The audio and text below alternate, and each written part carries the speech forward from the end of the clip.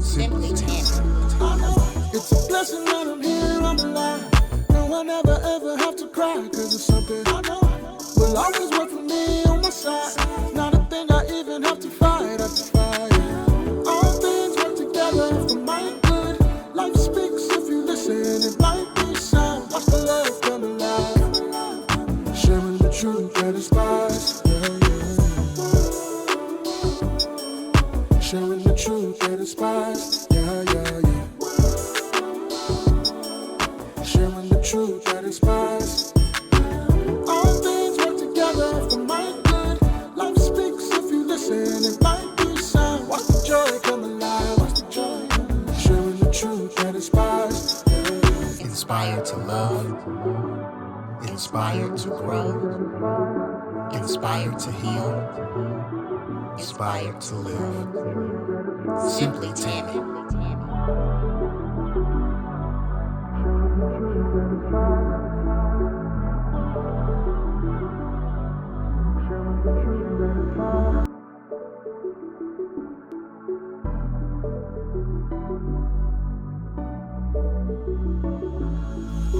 Hello, welcome back for another episode of the Simply Tammy Show. I am your host, Simply Tammy, and thank you again for joining me. I don't take your support lightly, so you know I'm going to ask you to go ahead and pause and subscribe. If you're watching this on YouTube and you have not subscribed to the channel, we hadn't even gotten into the interview yet, so you got time to pause, go subscribe, and then come back so you can catch this amazing interview that I'm about to do. If you were with me in season 1, you know that I like to do different segments or themes, and one of those segments or themes that I like to do is Life Speaks. So this is going to be one of those Life Speaks interviews where we can hear about God's divine providence in the life of my amazing guest. So today I have with me, he's a husband, a father, he's an ordained elder, he's a radio, TV and media personality, and I like to consider he and his wife my brother and sister. So I am honored to bring before you today none other than 𝘋𝘪𝘷𝘪𝘥𝘦 𝘗𝘳𝘓𝘪. Tammy, Hello. What an honor. What an honor to be here today. I am so nervous. Don't be. So nervous. Yeah, you don't see my hands sweating, but that usually lets me know I'm pretty nervous when my hands are. Okay. Or either something really good is about to happen. Listen, we'll take the something good is about to happen. Thank you for the invite. Thank you. Thank you for saying yes. Look, we affectionately call him Bishop, so I'm going to find out today where that comes from, because today is probably the first time I've referred to him as Christopher, because Right. we call him Bishop. But I always like to ask my guests, most of my guests, I haven't asked every one of them, outside of your bio that tells me all of the amazing things that you've done and all the things, all the roles you hold, who would you say that you are? How would you describe yourself if I wasn't looking at your bio? You know, that is a great question. And usually when people ask me that, because some people don't know who they are, but I'm so glad that one day God told me, he said, you are my conduit. People that know me know that I say that word a lot. I love that word because one day God told me that's who I am. He said, you are my conduit. And Tammy, to be honest with you, I was never a grade A or a B student. So I was one that struggled through school. I wouldn't look the word up. Didn't even know what a conduit was. Okay. Years ago, and found out it was like a channel. It was tubing that that would be used to convey liquids or whatever from one place to another. And so when I looked up the word, I understood God was saying he wanted me to be his channel that he used to get things done in the earth. And looked at the word even more, studied the etymology of the word, which means one that brings things together. Okay. And from that, God let me know, he said, I want you to get me a podcast started. I know we're going to get to that later, where I'm going to use you to bring things, people, ideas together to get information out to people, to encourage people to start living. Okay. And so, yeah, I'm just God's conduit. Yes. In simplest terms. I love that. I love that. The conduit. So then when I met you several years ago, I know it's been over 10 years ago now, we fellowshipped at the same church for some time. Right.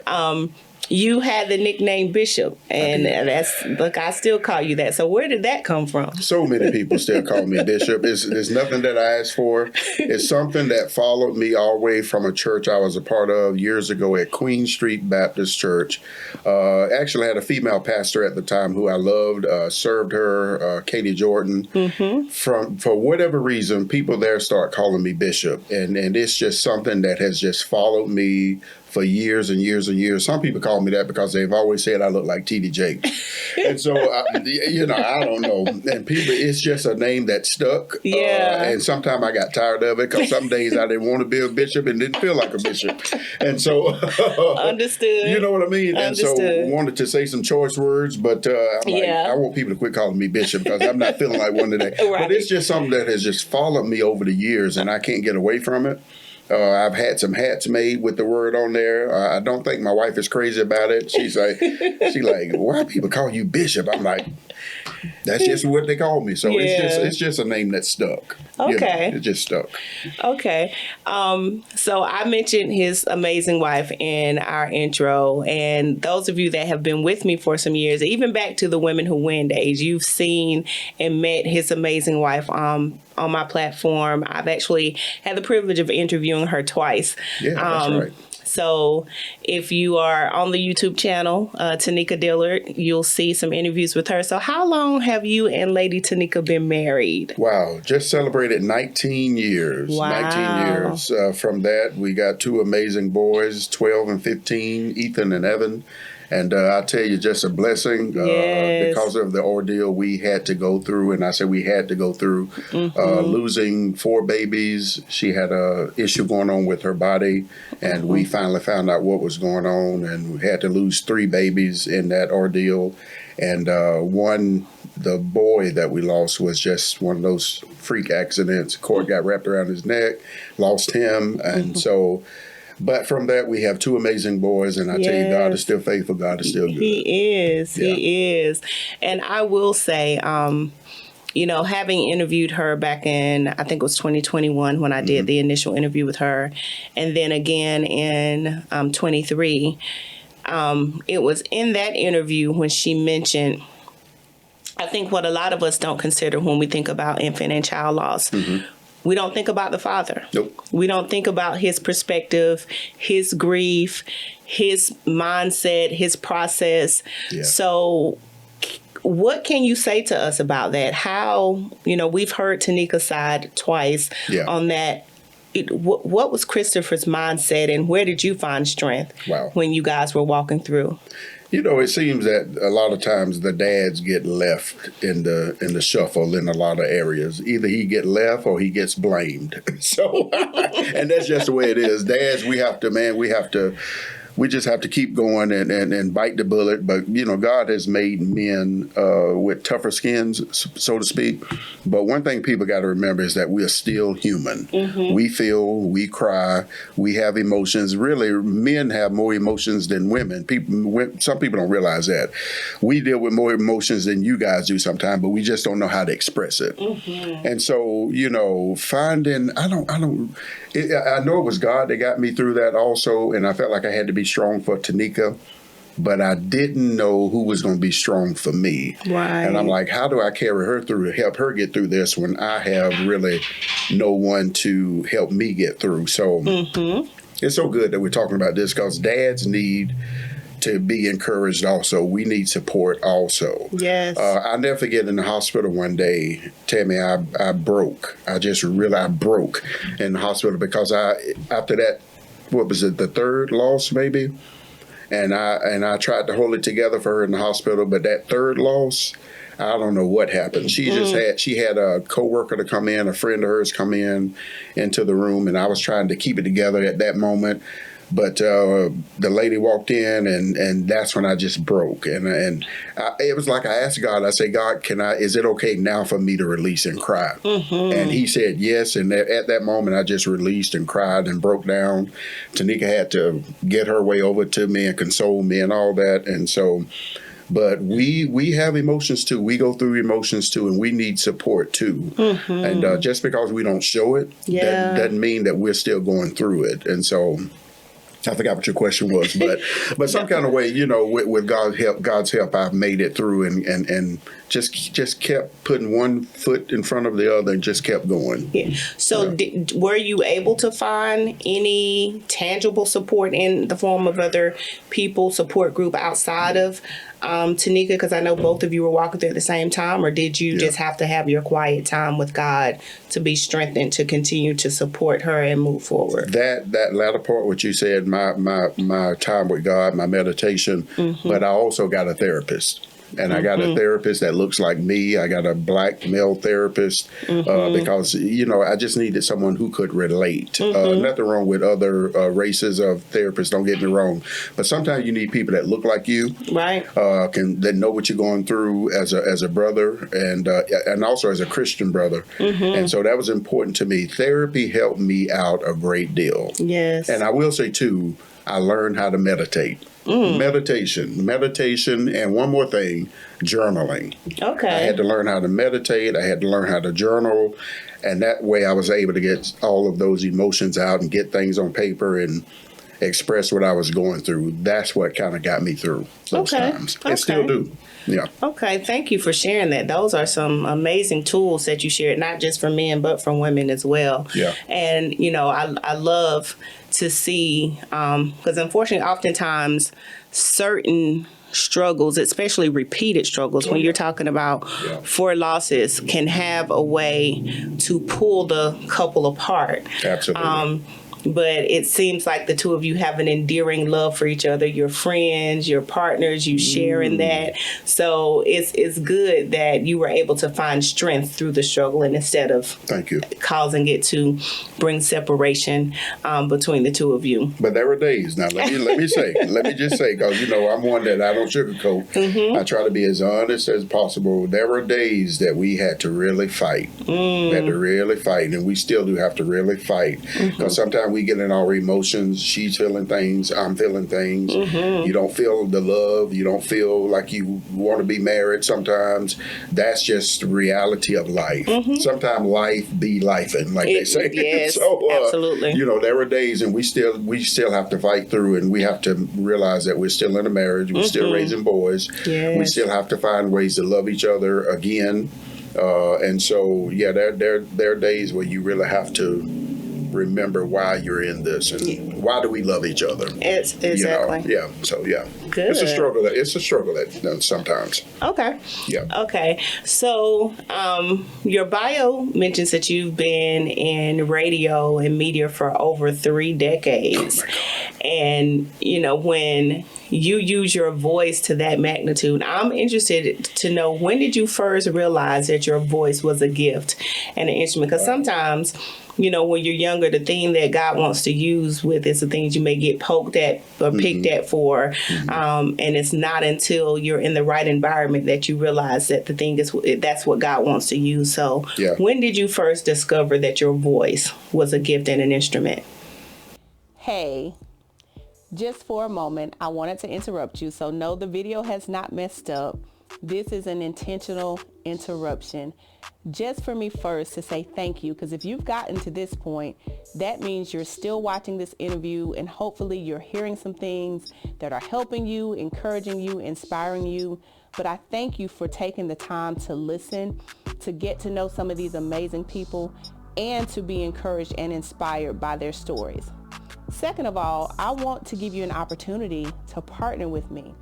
If there is something that you think you can offer to this platform, either hands-on if you're local to the Greenville area, if you know some guests that you think I should interview, or if you see the transitions that we've gone through from when I started with Women Who Win and now doing this in my own space, and you say, I want to support that vision, I want to give to it, we welcome any type of support that you have to give.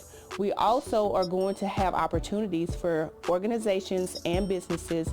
You don't have to be local to Greenville, but we can spotlight you during our show segments. If any of that sounds interesting to you and you want to participate, shoot me an email. I'm going to put the email address on the screen, and I want to give you all of the information on how you can partner and connect so that we can keep bringing these people before you, sharing their amazing stories, offering them a safe space to share their journeys, and to also help encourage you along yours. So thank you again for listening, and now back to this interview. Oh my goodness, I have never been asked that. When did I first realize it was a gift? Somewhere along the way while doing radio, people would send encouraging, it was phone calls then. People were calling into the radio stations, you would be on live.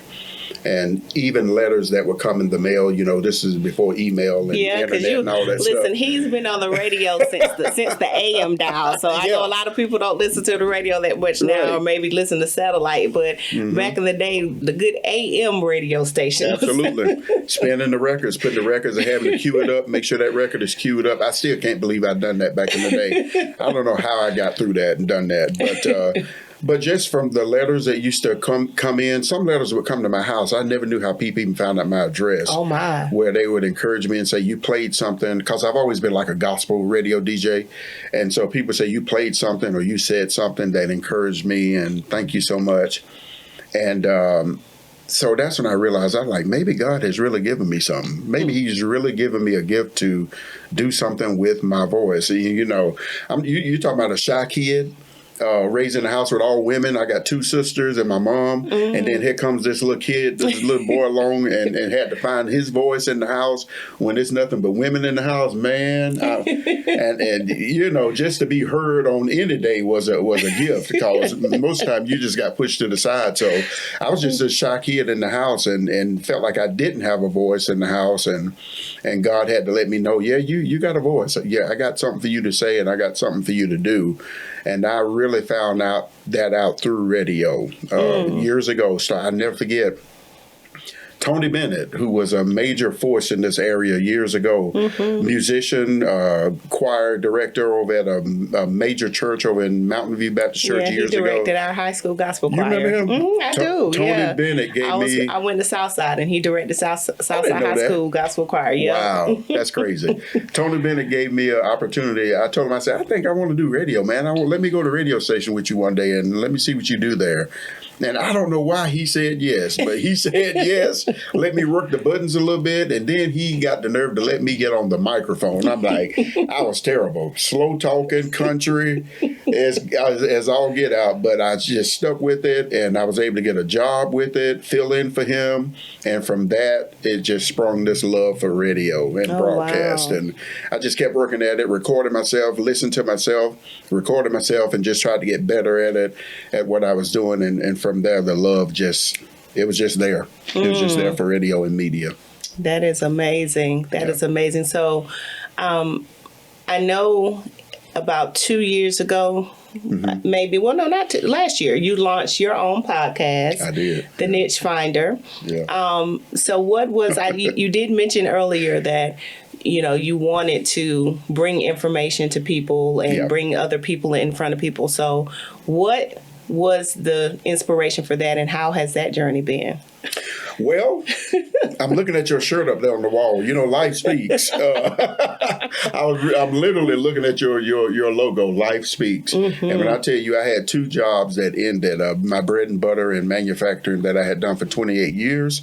And also the last radio station that I worked at ended up getting sold. It got sold. So there I was with nothing to do, two jobs gone. One was my passion. One was just to pay the bills. It was never my passion. It was just a job that I had had for years. Both of them ended around the same time. And I'm like, here I am sitting at the house. I'm looking at my wife. She looking at me like, I don't know what you going to do. But you're going to do something. You're going to get out of here. So I'm like, Lord. So I went through a depression, went through anxiety, just a horrible time, I thought. And I'm like, what am I going to do? So I looked through some old journals, and I'm like, well, God did say this. Maybe I can, kind of spruce up and start 𝘋𝘪𝘷𝘪𝘏𝘕 Media. I had the vision written out for so many years, but hadn't done anything with it. So now that I had nothing but time, I said, okay. And then I remember, like I said, I told you, God said, I want you to start me a podcast. And I'm like, how in the world am I going to start a podcast? Doing what? And so I went back to what God said, who God said I was, Conduit. I looked up Conduit I'm like, okay. And God said, I want you to bring information and people together, and I want you to interview leaders, and I want you to start this podcast. He said, I want you to start me a podcast. I'm like, God, what do you need with a podcast? And I'm like, okay. And so I started getting the things running and told my wife about it. And she said, you don't need everything right at the beginning. You got enough to start. Mm-hmm. She was absolutely right. I was given the excuse after excuse. I don't have cameras. I don't have studio. I don't have lighting, and didn't need none of that. All I needed was my iPhone, get me some lapel mics, get me some lighting, tripod, and I started. And then when I tell you, I'm like, now who's going to host it? And God said, you are. I'm like, I don't want to be in front of no camera, Fought with God about that for a little bit. And finally, when I stopped fighting, I started getting the wheels a turning, as they say. And we launched. I still cannot believe I launched it. I'm in awe that I actually did it, but I did it. Yeah, I love that she said you have enough to get started. Like you were trying to talk yourself out of it. I was every day. Yeah. And every day. And for those that know this, it is a lot of work that goes into doing this. And I was thinking about when you said you were nervous earlier, and I identify with that because when you're used to being on this side, it's something about when somebody asks you questions. It's like absolutely. You clam up, you don't know what to say because you're typically the one asking the questions. Absolutely. That's exactly right. But yeah, I commend you. I've been able to watch several episodes. You're doing a great work. You've interviewed some great people. So we're going to, of course, towards the end, post information where people can subscribe to your channel, follow you, and see all of the wonderful things that you're doing with the Niche Finder. I know oftentimes the thing that God wants to use in us can be challenged. So with you, using your voice for radio, for media, doing voiceovers, and even preaching the gospel, has there been a time where your voice was challenged or something tried to come to silence your voice? Oh, what a great question. What a great question. I think, to be honest with you, Tammy, I think just life itself. When you've gone through challenges of depression and bouts of depression and just wondering, does your life matter? It's nothing but the enemy just trying to snuff you out for whatever reason. And so during those times, you have to just really try to figure out why does the enemy fight me so much? Why is it such a challenge just to live? Everybody goes through stuff. But why is it that it seems like you have to fight depression? You have to fight your mental state and just try to keep yourself together and feel like your life really does matter. And so I think that's always been a fight for me, is just trying to figure out why is it sometimes the depression can be so bad, or why do I have to fight so much, and just the matter. I never forget an interview I just seen, and Kirk Franklin said this not too long ago. He said, we men, sometimes we just have to fight to try. Just to try to be successful, just to try to make the business work.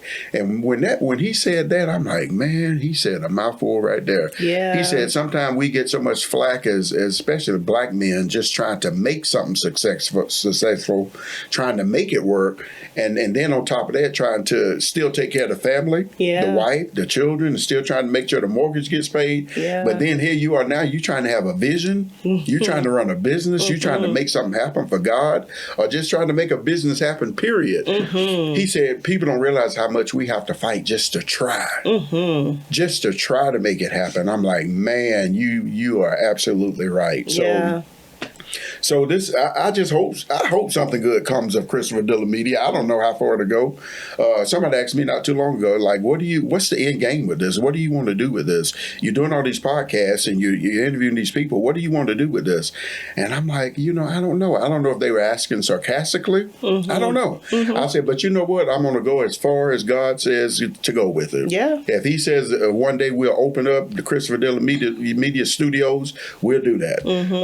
Because I do want want a full production company. I really do. That's really my heart and passion. So, but for right now, I'm going to keep doing what I'm doing. I'm going to keep listening to God's voice, and hopefully we'll see what happens with this. Yeah, and trust me, like, you know, we were talking a little bit before starting. It's not easy. It's a lot of work. It's a lot of expense. It's a lot of sacrifice and things that goes into this.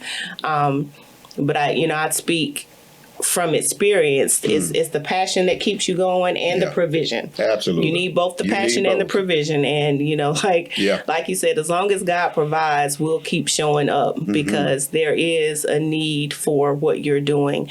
I know being in a similar seat, especially in the day, I remember seeing somebody post one time, we don't need another podcast. Don't nobody start another podcast. And I get it because there is not a shortage of podcasts at all.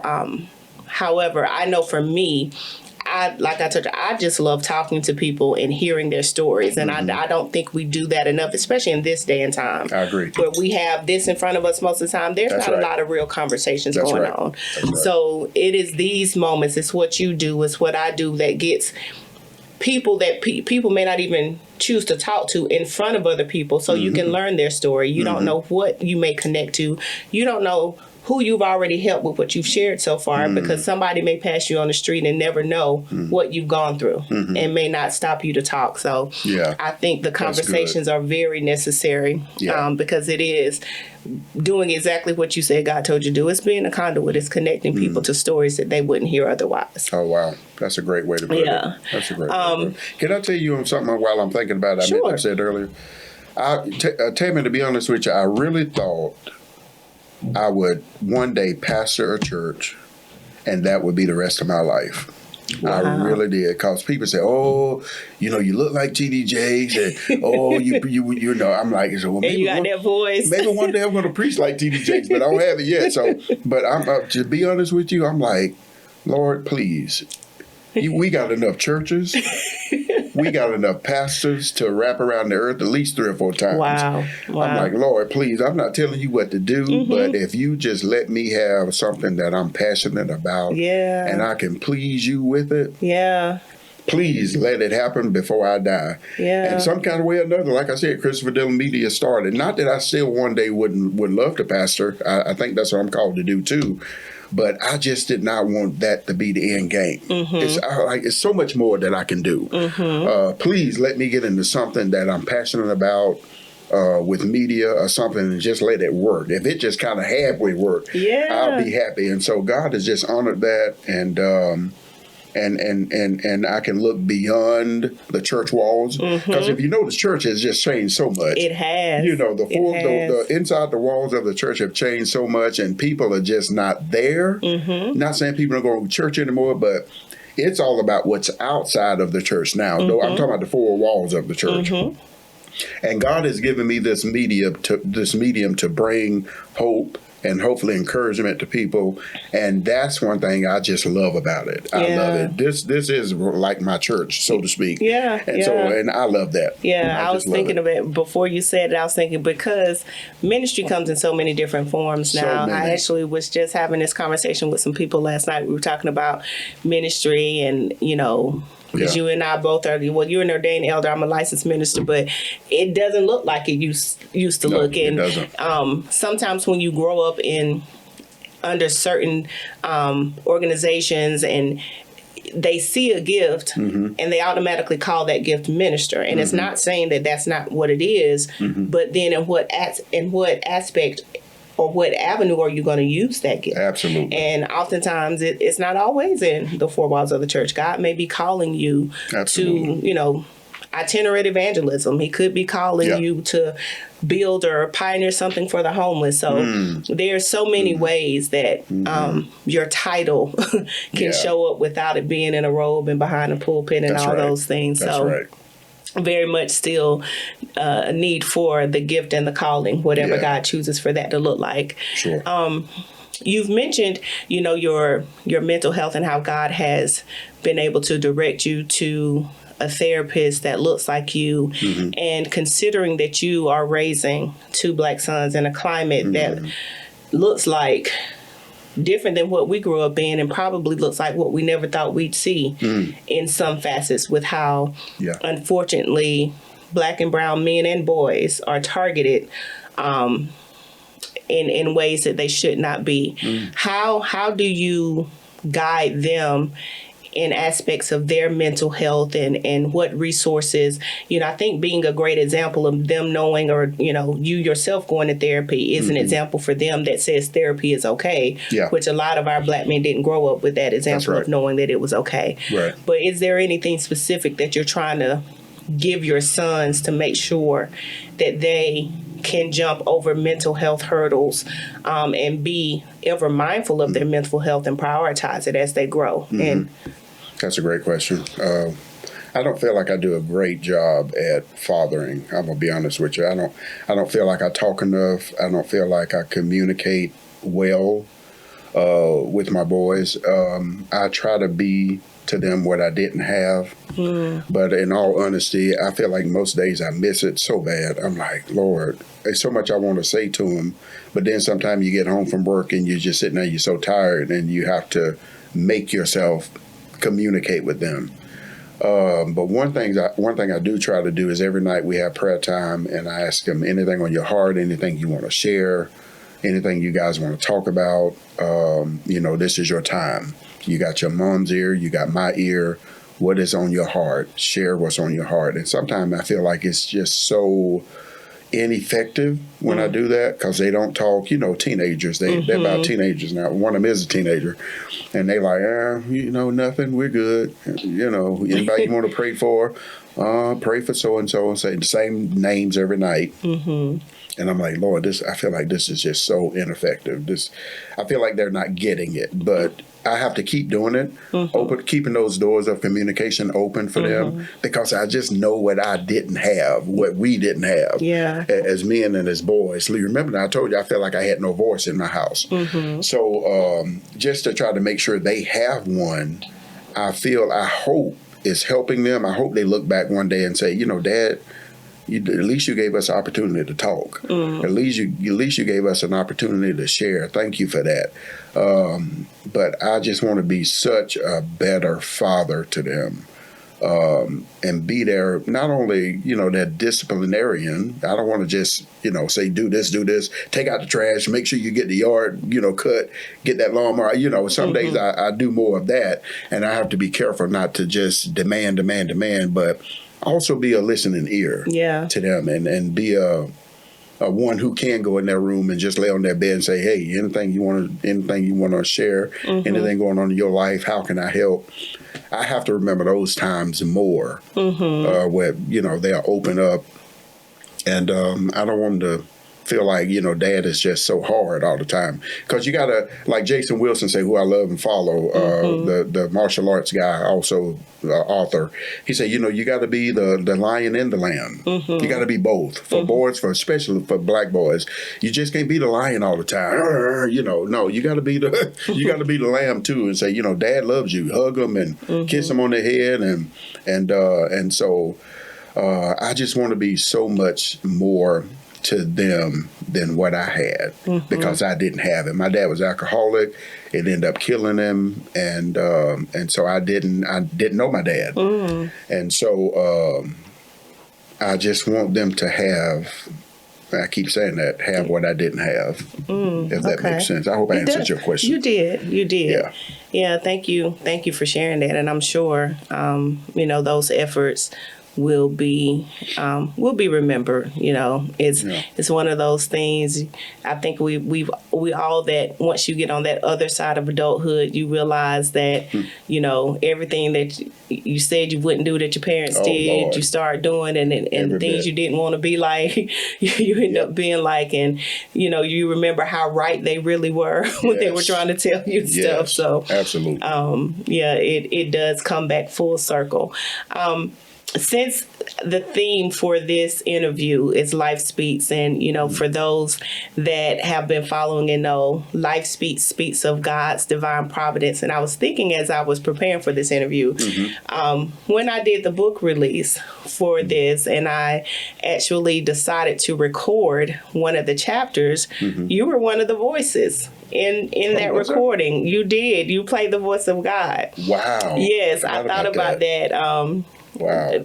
I think it was this week as I was preparing. I was like, when I did the audio recording, we went to the studio with the young man, and it was at Redemption at the time, and recorded that audio chapter. I think Tanika did a part for me. You did a part, and we had one other person. What year play. was that? Well, I need to hear that. It was. We released it in 2017, so I think we recorded it towards the end of 2016. I still have I'll send it to you. Okay. I still have the audio. That's amazing. Wow. So I like to ask my guests on the Life Speaks segment, you know, when you think about God's divine providence, God intervening in your life, and you know that it was his hand, like, you know, I often tell people, if I took a pen to write parts of my story, I could not have written it as well as God did it. You know, he has done, continues to do things that I don't even ask for, that I can't imagine. And, you know, Life Speaks sums it up, but it really is his intervention, his mindfulness of me, his love for me. So when you think about your journey, whether it is as a husband, as a father, as a radio and media personality, do you have one instance that sticks out where you know, only God did that? It's nothing that I could have done or said to make that happen. It was completely God. Oh, Lord. Too many to name. Oh, my goodness, too many to name. Oh, wow. Which one sticks out the most? Definitely finding my wife down at a church that I started attending. Tell us a story. We love to hear those stories. When I made up in my mind to say I'm done with church and church folk, and I don't want to go to another church in Greenville and anywhere else, I happened to end up at a church down in Greenville County, and on a Wednesday night Bible study, and that's where I met my wife. I hadn't seen her. She was serving her first lady, was her armor bearer, and I wasn't even thinking about trying to have a relationship then. I was in such a mess, such a financial mess, oh gosh, I was a mess. I was an absolute mess. And God had brought me out of some suicidal tendencies that I was going through at the time. And oh my goodness. I wasn't even trying to talk to a lady. But when I tell you God set that thing up so good, and God said, go up and introduce yourself. And I did. And after that, and the rest was history, like they say. And I'm like, God, what are you doing? How in the world? I have nothing to offer. I'm a mess. But when I tell you God worked that thing out, and God helped me get myself back on track, and life, God really just spoke through that, and he said, I'm still mindful of you. Oh, that's good. I'm still mindful of you. Every time you count yourself out, God has a way. If you just trust him, he'll bring you back and get you back on track. When you think it's over, he said, no, it's just beginning. And so God worked that out so good, so good. So when you saw Tanika, what was it? Because if you were planning to run in the opposite direction and you see a woman serving in church. I knew she was about her business. She wasn't about no games. And I knew I had to come correct. When I tell you a lady who, younger than I am, but well put together, had her business right. She wasn't about no foolishness. She wasn't about, she had, when I tell you one who is point A, point B, point C, got her stuff together and know her stuff. And when you stepped to her, you knew you had to step correctly. And she still is that way today. Everything that I have probably accomplished, she has helped me get my ducks in order, so to speak. From finances to vision to helping me with things that I need to get done. she's mostly has been behind that. And so I thank God every day. I couldn't have done a better job than what God done. So life spoke. Life spoke years ago down at that church, and I'm grateful to God every day for that. Yeah. So what's next for 𝘓𝘪𝘧𝘬𝘕 Dillard Media? And then if you don't mind telling us how we can connect with you and how we can follow you so we can put that on the screen. But thank you. What can we expect? And, other than the niche finder, I know you say you do some other things in the community. So tell us about that. I do. I started another part of the podcast called the Conduit and the Community Spotlight, where I just wanted to do things real time, go out and feature things in the community, feature what people are doing. The Niche Finder just airs usually once a month, but I wanted to get something more, create more content and get more hands-on. If I hear something going on in the community, something I can go out and interview people at, and I'll do that and just feature people, what they're doing, the great works they're doing in the community. So I started that part of it. But you can follow me anywhere on social media under 𝘓𝘪𝘧𝘬𝘕 Dillard Media. That's on YouTube. That's on any Instagram. I got several pages, TikTok, LinkedIn.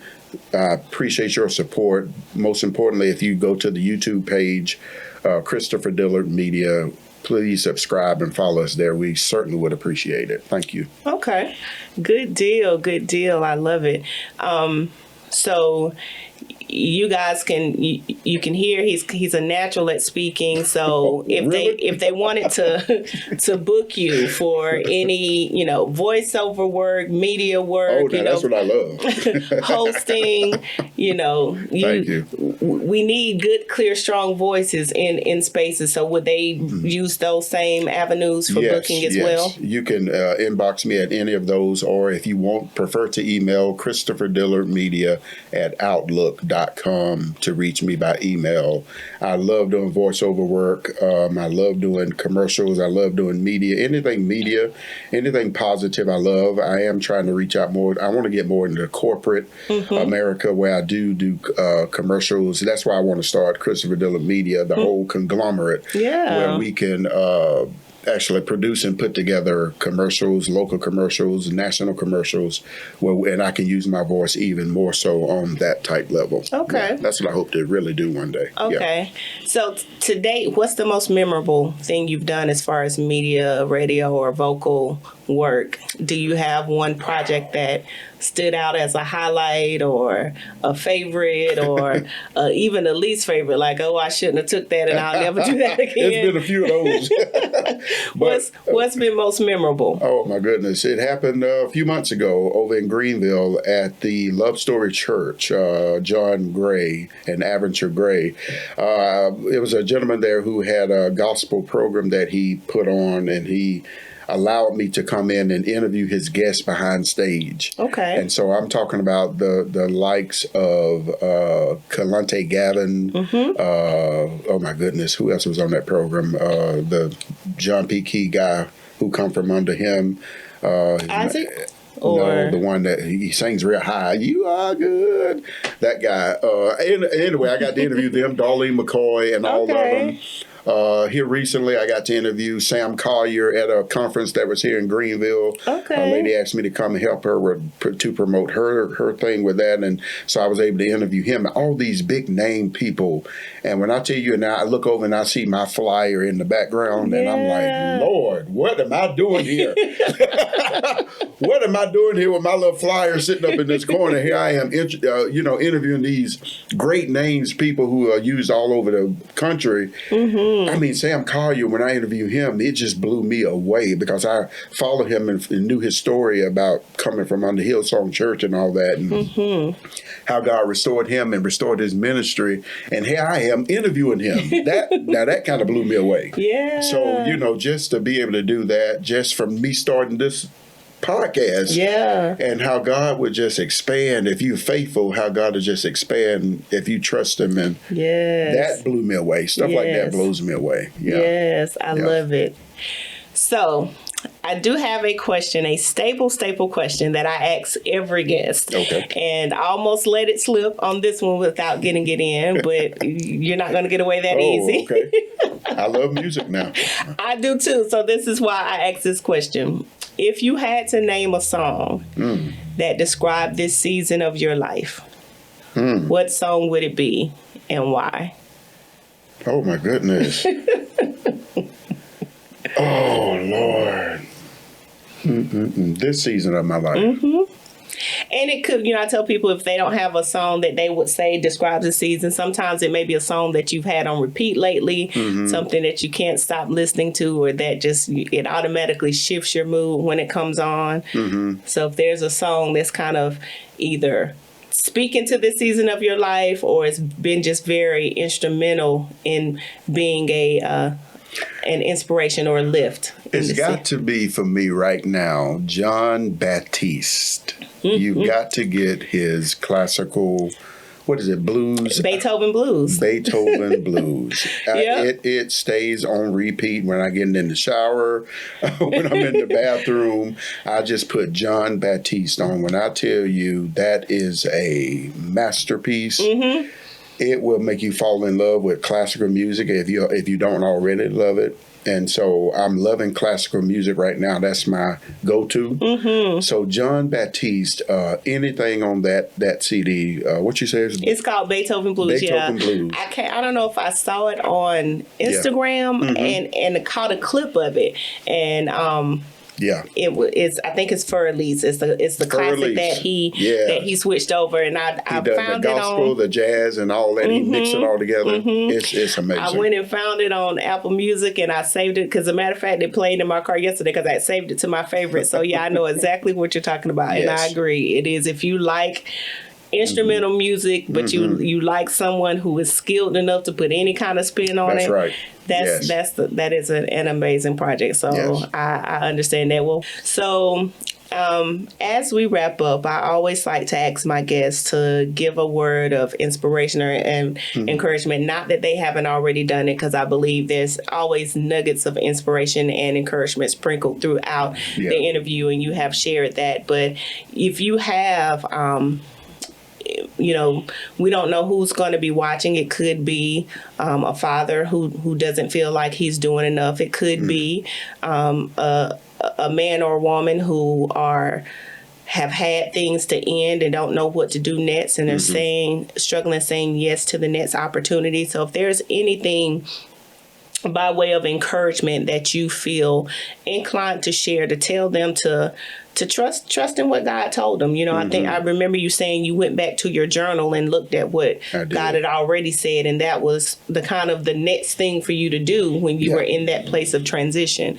So what would you tell the person who is sitting there and don't know what to do to take that next step? Man, I would just encourage you just to really, first of all, you got so much in your head going on, and you don't know which way to go. Get a journal. I know people don't want to write anymore. Everybody, want to tap on these phones. But sometimes you just have to write it out. Get a journal, write it. Just write what you got going on in your head. And then I would say start from where you are. I don't know which camera I'm looking at, but start from where you are. Thank you. Start from where you are. And you don't have to have all the pieces. In fact, you won't have all the pieces. But just start from where you are. If you put one foot in front of the other, trust with what God has given you, you can do it.